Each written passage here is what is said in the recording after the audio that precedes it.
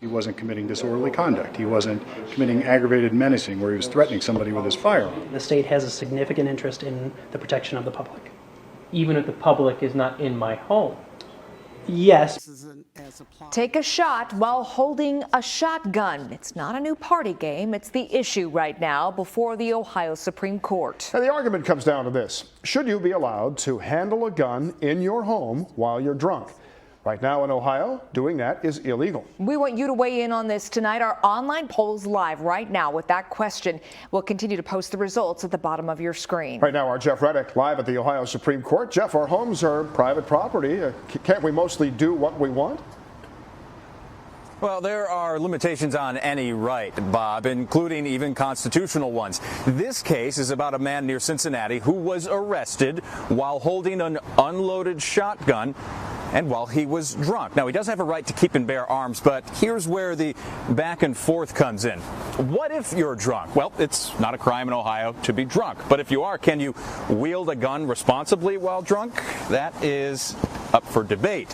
What if it's unloaded, though? Isn't it less dangerous? Well, not necessarily. You might have ammo nearby, that gun that you could put into it and make it more dangerous. And if you're in your own home and drunk, holding a gun, is the public really at risk? Well, that depends who you consider the public and how far that gun can shoot. And here are some more of the highlights from today's arguments in Supreme Court. Law-abiding citizens in their own home have an absolute right to own, possess, use, or carry a firearm. This isn't about owning or possessing a firearm in his home. This is about carrying one while intoxicated. He's intoxicated, but short of that, he's not committing any offense. The owner of the home has an obligation to protect those in the home. Correct. Okay, we're saying the owner of the home is impaired and is in possession of a weapon. How's he protecting or she protecting anybody? People who drink and engage in the activity of carrying or using a firearm are doing so irresponsibly. But wouldn't this statute then preclude someone who is intoxicated in his or her home from handling, using a firearm for protection?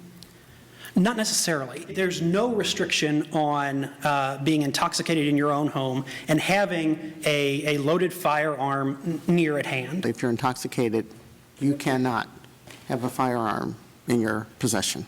You cannot carry or use a firearm. You may have it in the home. Right, but yes. You can't have it physical yes, possession. Correct, yes.